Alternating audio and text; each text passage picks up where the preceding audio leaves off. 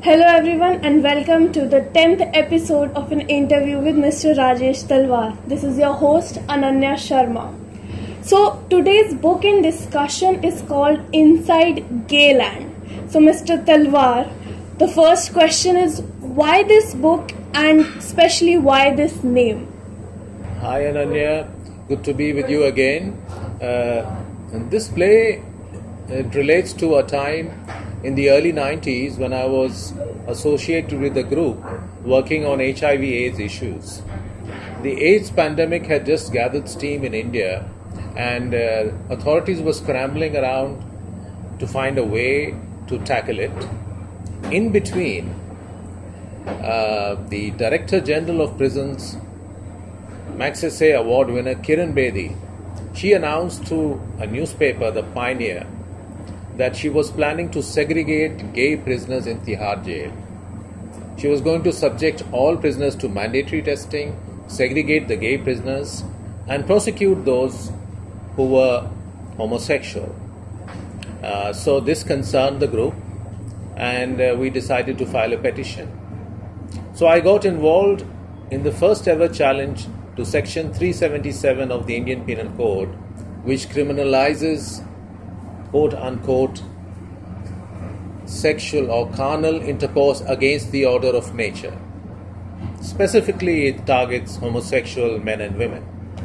So, at that time, I wrote a play, Inside Gayland. So that's the context, briefly speaking. Okay, so where is Gayland? Is it a place or is it something else? And what is the plot of this whole play? Gayland is a planet. If you see the cover of the book, there is a planet, a pink planet. So it's somewhere in the cosmos. It's a fictitious planet, of course. And the plot is that a young lawyer, I myself was a young lawyer at the time, though not that young, but a young junior lawyer, he is sent on a scholarship to this planet inside Gayland to work with a senior lawyer out there. This planet is very similar to planet Earth, except everybody on this planet is gay. And they have a law which criminalizes heterosexual sex with or without consent. So it's just reversing the situation. Two famous actors, Alif Bachchan and Meela Malani, they are actors in Gayland, and they commit the sin of heterosexual intercourse and they are prosecuted. So then the story takes off. So the idea is that by reversing the situation, it's like putting the shoe on the other side, other person's foot, so that you realize, how heterosexual people can be conscientized and they can be made aware. What does it feel to have this law hanging over your heads that you might be prosecuted? And it's not even that you'll be sent to jail for 6 months. Section 377 provides that anybody who commits carnal intercourse against the order of nature can be sentenced to life imprisonment or imprisonment up to 10 years, So if two consenting adults, whatever they do, they should be sentenced to life for this. I mean, it's completely off the, it's unreasonable is not the word.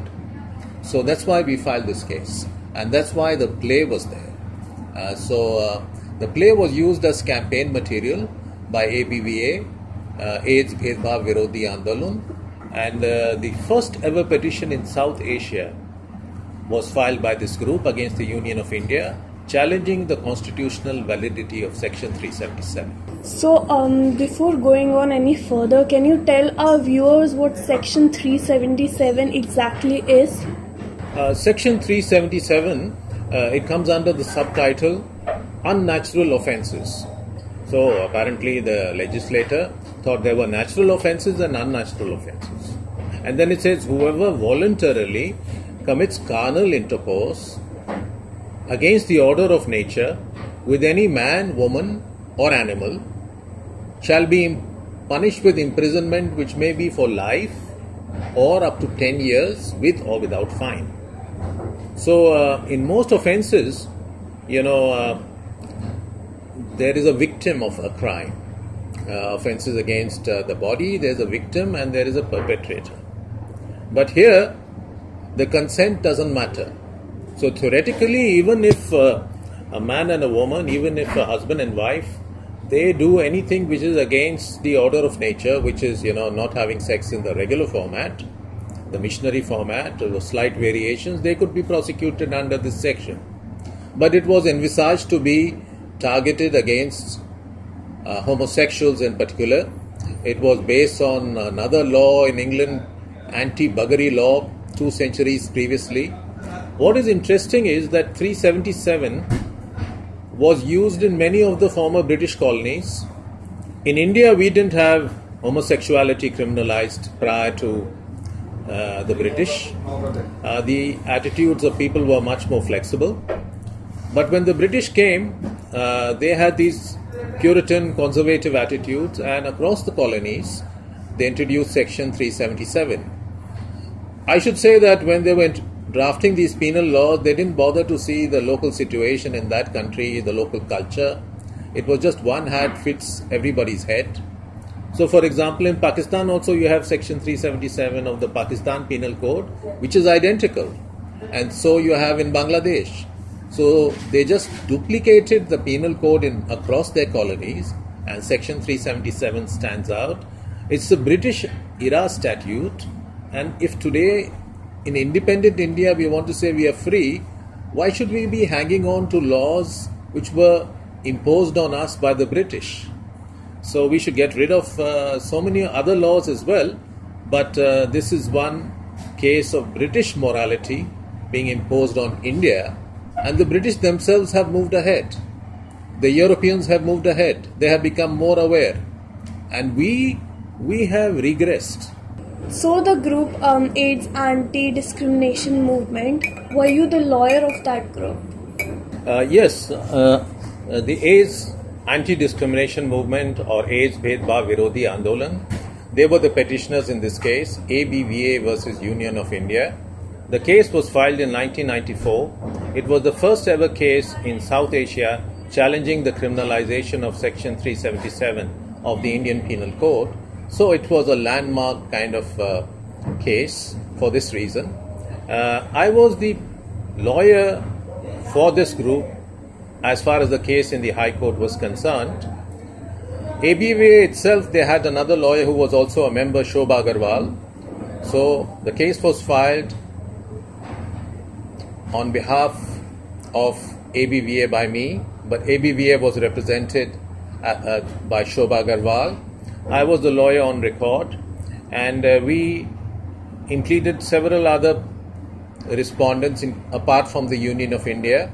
We included the National AIDS Control Organization, the All India Institute of Medical Sciences, the Ministry of Public Health, and the IG prison, Kiran Bedi.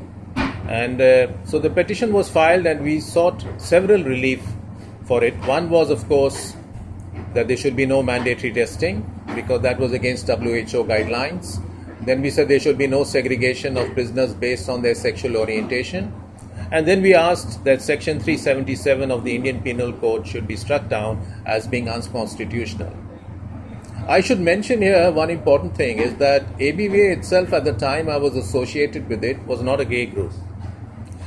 So there was, at the time I was there was a registrar from Maulana Azad Medical College, Dr. Paramjeet Sani, who was very active in the group. There was a nun who was very active, who used to distribute condoms in the red light area. There was Shobha Agarwal, a lawyer. There were blood donors, representative, and it was a desperate kind of group who used to meet at the coffee house in Mohan Singh Palace. So all of us, I was not a member, but I was a lawyer, and the group interested me. The group was not gay at the time, although there was a gay member at the time of its founding. And so it was discussed in the group that should we be even filing the case? Shouldn't it be better if a gay group filed the case? But then somebody pointed out, I think it was Dr. Sani, that did this mean that if there were Sikh riots, that only Sikhs should protest it? Surely non-gay people should also protest a law which was against the rights of another minority. So I think the petition is singular for two reasons. First, it was the first ever petition filed in South Asia. Secondly, it was filed by a non-gay group, which is, which broadened the space for subsequently for gays to take out the matter. So why didn't civil rights groups and gays take up this matter? I think they were too scared. Firstly, of course, in democratic rights groups, there was not enough awareness of the issue. They were more concerned about homosexual rape. In fact, one civil rights group guy came up to me and he said, "Why are you wasting your time on a case which doesn't concern most people? And you should be focusing on homosexual rape, which takes place in prisons, in schools, in custodial centers, in care homes. That should be your focus. Why are you asking for decriminalization of Section 377? So there was very little awareness amongst civil liberties groups and democratic rights groups. There was also, I think, fear among the gay community to come out in the open because then they would be exposed. I was relatively more secure because I was confident in my own sexuality and I didn't really worry what anybody would say. So I think we went ahead and filed this case, and it's important that this case should be mentioned today because it's quite often ignored. For example, if you go to Wikipedia and you look up Section 377, you would think that everything in India started with the High Court decision of 2009, whereas this case was filed actually in 1994. So that was 15 years before. So I think it's important that people who have fought for a particular cause, the ABVA, which is a self-effacing kind of group, the individuals who are also self-effacing, they should be given credit for something that they started off, and it should be pointed out that civil liberties groups came into the picture later. Gay groups also came into the picture later. Vikram Seth was already a celebrity. He was known all over the world. But 1994, he was in the closet. So were many other people. Today, many people have come out of the closet, and that is thanks to the efforts of groups like ABVA, who went out, who filed the petition, and it gave confidence to the gay community that they also filed the petition. So I think we would be doing a disservice by ignoring the efforts of these people. So my compliments to everybody in the group. And the petition was filed and argued, and of course it received a lot of publicity at the time. But subsequently it seems to have been, buried, and nobody seems to remember the time. So it's good you're interviewing me because it will kind of serve to refresh the memory of journalists, of media, that this was a case as well. So did any senior lawyers get involved with the case at that time? Senior lawyers were not willing to get involved at the outset. I was not a very well known at the time. I was also a younger lawyer, relatively speaking. So part of the reason I became involved in the case was because no other lawyer was willing to take up the case. ABVA decided to file the case because the gay community was not willing to come forward, because civil rights groups thought it was something irrelevant to India.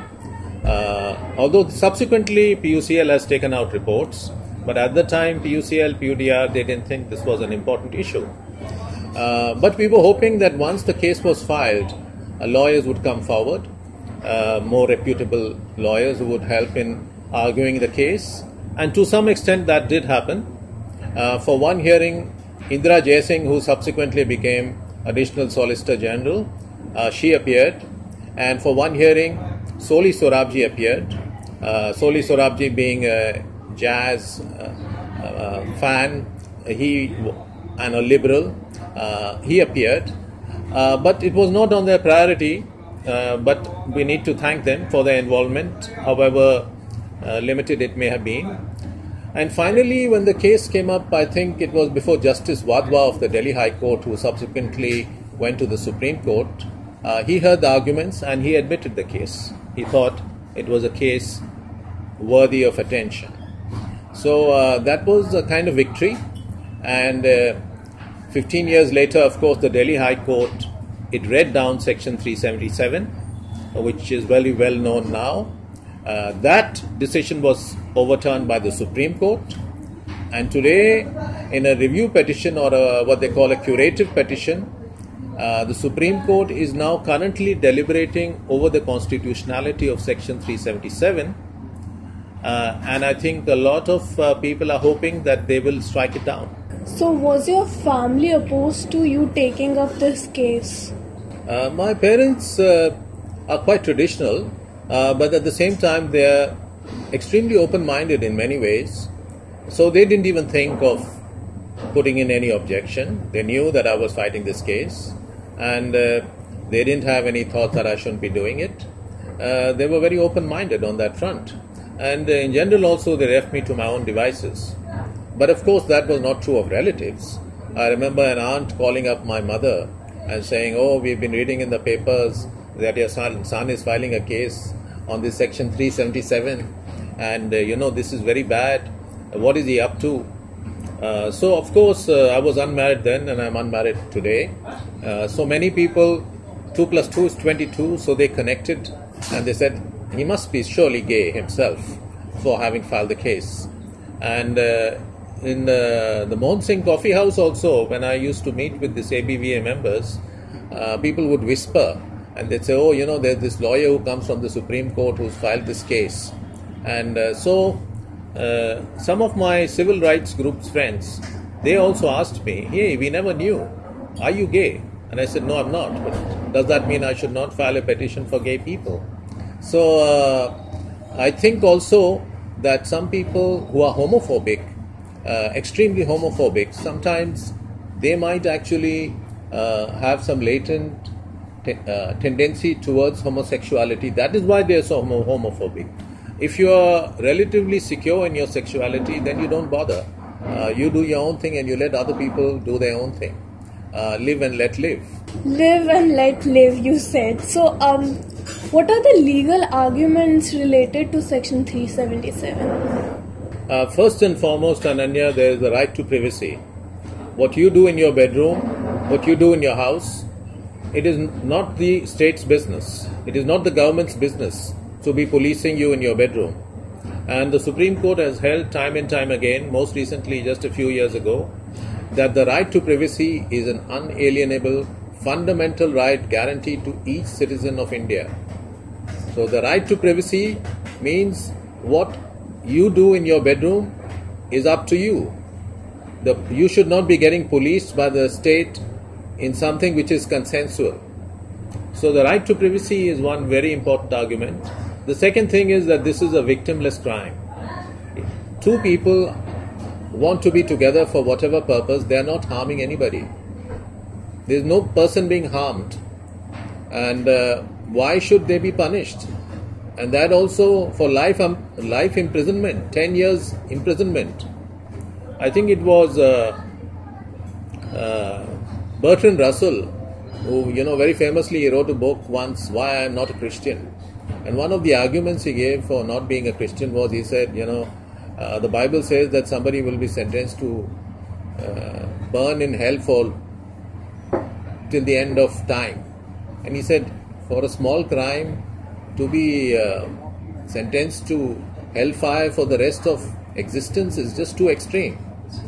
And this is not even a crime, but you're going to put somebody to life imprisonment for something, two people, whatever they want to do with each other, it's none of the state's business. So, for example, we have compoundable and non-compoundable offences. When you are driving rashly and you hurt somebody on the road, you may commit two kinds of crimes. One is, of course, you commit a crime against the person who's injured. So he's the victim. The second is you commit a crime against society. So even if the victim forgives you, the prosecution continues because you've committed a crime against society. But here there is no crime against society. There is no crime against any other person. There are two people, whatever they want to do. the Supreme Court has gone back. It has regressed. And hopefully, now that it's deliberating once again, the 5-member bench will reverse the earlier Supreme Court decision. And then, we can, as a nation, walk proud in the community of nations. Since the earlier verdict, which said that, no, let Section 377 stand, it's up to Parliament if it wants to change it. I think the UN Rights Chief Navi Pillai, she commented against it. She said it's very sad, India has taken a regressive step. And there were other comments from other civilized nations who had been hoping that India will sort of lead the way for the South Asia region as a whole, for Asia as a whole. That India has become more progressive. So let's hope that the new ruling, which is being anticipated by everyone, the Supreme Court will announce its new verdict. It will be a landmark decision, and India will also throw Section 377 out of the statute book. So in actuality, is Section 377 enforced, and are people, prosecuted? Yes. I think actual prosecutions may be few, but a lot of cases are registered, and that's bad enough. According to National Crime Record Bureau, I think in 2014 there were 800 such cases registered. In 2015 the cases more than doubled. There were 1600 cases registered, and lots of time these cases are registered under Section 377 to extort and blackmail people, and sometimes the police are also involved. In fact, I think in the statistics for 2015, a large percentage of the cases were against minors. Some involved girls as well. So, this is hanging fire over the gay community as a whole. And whether it comes to the stage of prosecution or not, it's a tool by which the police and other people blackmail people who have a different sexual orientation. In a civilized nation, in modern India, such a statute has no business to be there in the statute book. We should be throwing it out, and there should be no hesitation. In fact, it's ironical that you have the church who is supporting, let's continue with Section 377. You have Hindu priests, extreme right Hindu priests who are supporting it. You have the Muslims who are supporting, let's continue with Section 377. So the religious community has shown remarkable unity in this regard. All of them have ganged up against, whereas actually all the religions need to loosen up, and they also need to understand that if you do this, one of the reasons, in fact, why this is unrelated, but one of the reasons there has been so much sexual abuse within the Catholic Church, for example, is because of the insistence that their priests be celibate. So if you clamp down, you will actually create an more unhealthy society. One of the arguments we made in our petition so many years ago before the Delhi High Court was that the Kinsey report, which was one of the first reports on sexuality, it found that generally in society, somewhere between 4 to 5% of people have a gay sexual orientation. Now this is there in all societies. In fact, what's interesting is that societies where women are suppressed more, they often have a higher percentage of gay people because men and women cannot mix freely, and sexuality is very controlled.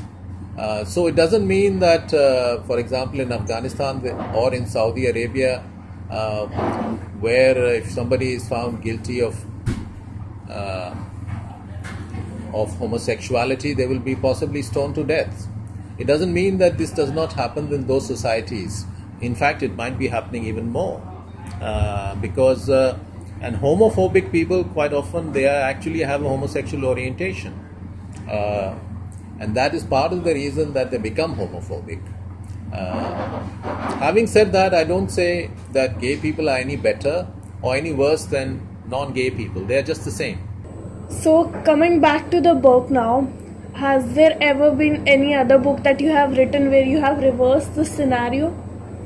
Yes, Ananya, as a matter of fact, I have. There's a out-of-print play, Conquest at Noon, which talks about a hypothetical situation where it's not the British who colonized India, but India who colonized the British, and how that would read out, how that would feel.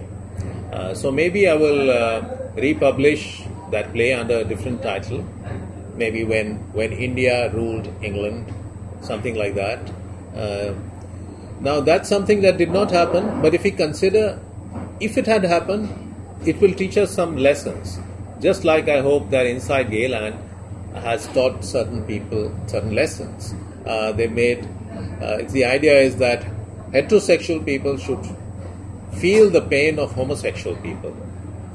So there's another play which I'm writing, The Land of the Kharabs, which also tries to reverse the scenario in terms of making women more powerful, and women trying to control the sexuality of man, a community of women.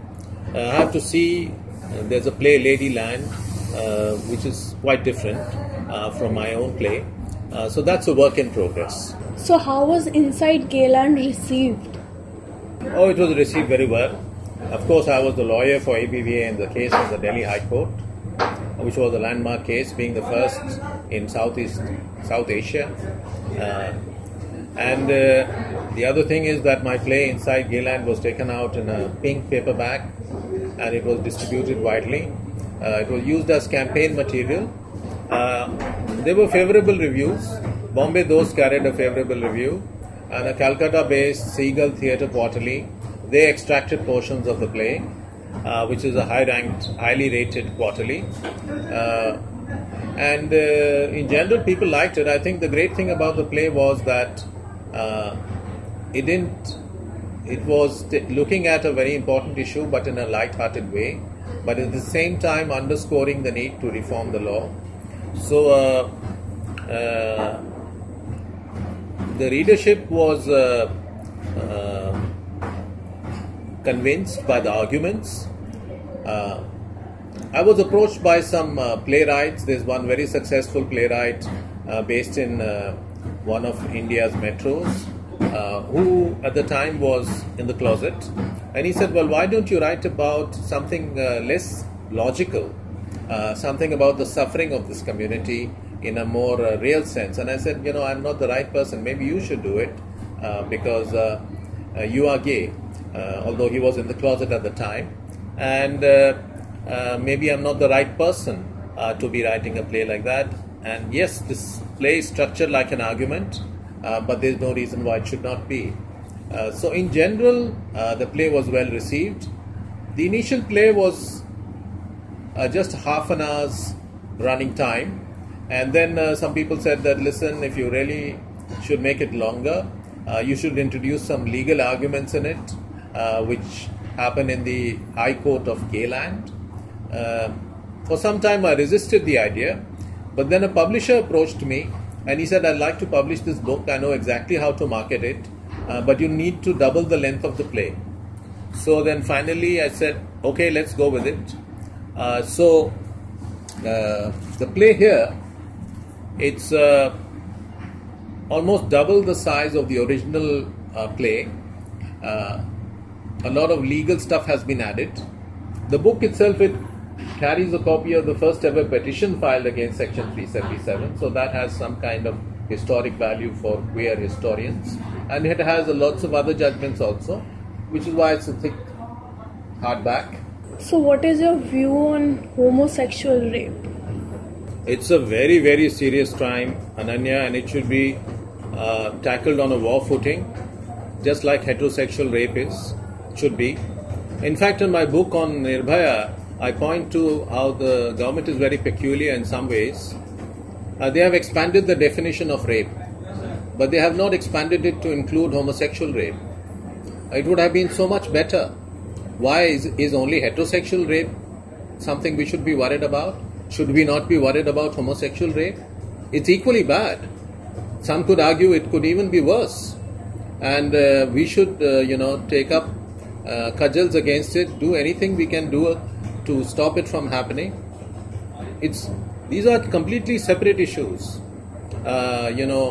Homosexual rape is a terrible crime. When they broaden the definition of rape, they included, for example, insertion of any instrument into a female's private parts. They should have done it for male private parts as well. Homosexual rape is terrible. And had they done so, they would have immediately, the police torture, which takes place in our prisons, certain kinds of torture would immediately have become tantamount to rape. So I think, on the one hand, the government till now, they have taken Section 377 too seriously. They don't want to get rid of it. The religious community has ganged up against efforts to decriminalize Section 377. On the other hand, they have not taken up action against homosexual rape as seriously as they should. So it's complete hypocrisy. And I think, thank you for this question. It's very important. Homosexual rape cannot be tolerated. And just like heterosexual rape cannot be tolerated. So both are completely analogous, and we should have a definition, a broad definition of rape which includes both. So do you think there has been any progress since the time you filed this case so many years ago? Yes, Ananya, I think there has been huge progress. Maybe not strictly speaking in the legal front, because Section 377 was criminalized then. It continues to remain on the statute book. We have to see in the next few weeks or next coming months what the Supreme Court is going to do about the latest challenge, the curative petition. So legally, we may not have made much progress, but otherwise, in terms of conscientization, in terms of awareness, in terms of people willing to come forward, there's been huge progress. At the time we filed the petition, the gay community was much more scared. As I mentioned, celebrities like Vikram Seth were in the closet, people who could lend a voice to the cause. Now they are very much in the forefront, and I don't blame them for being in the closet at that time. Things can be difficult. We are all in India, subject to pressures from the family. But times have changed. Now 100 eminent persons have signed a petition for asking for the repeal of Section 377. There are marches being held. People are much more vocal about why this should not remain on our statute book. Now the wider sexual minority community also is coming together. We speak of LGBTQ rights. At the time, I remember I had suggested to a couple of groups that we file a petition for the transgender community for hijras in the Delhi High Court, and I said I will file the petition free. But even people within the gay community were not willing to take this forward because they had their own prejudices, So they said, we are okay, but those people, the hijras, the transgenders, they are terrible people. And nothing should be done about them. They are terrible. There's a different case. So I think there has been a widening of awareness. Sexual minorities continue to squabble, but at that they do not squabble amongst themselves as much as they did before. And I myself have not been so involved in these issues because soon after this case, in a couple of years later, I started on an international career. I moved country and I got involved in other issues. My literary interests also shifted. So, but this is something which is close to my heart as a cause I was involved in for some years. And now other people have taken the baton forward. And I think it's just a matter of time. There will be a ruling, and this law, this archaic law, will finally be thrown into the dustbin. So let's see. So that was all for today. I'm sure we all have learned something new. Thank you, Mr. Talwar, as always, for being with us today. Thanks, Ananya. It's a pleasure to be with you and your team, like always. And I think it's good we shot this episode today at a time when the Supreme Court has just finished hearing arguments on the constitutional validity of Section 377. So the play, written all those years ago, continues to remain valid. I hope for not very long. I hope Section 377 will be struck down, and then the play will just be of historic value. It will no longer be needed to be of campaign value, although it can be used in other countries. So, thank you. Nice to be with you again. Thank you everyone for watching this episode. This was your host Ananya Sharma taking your leave.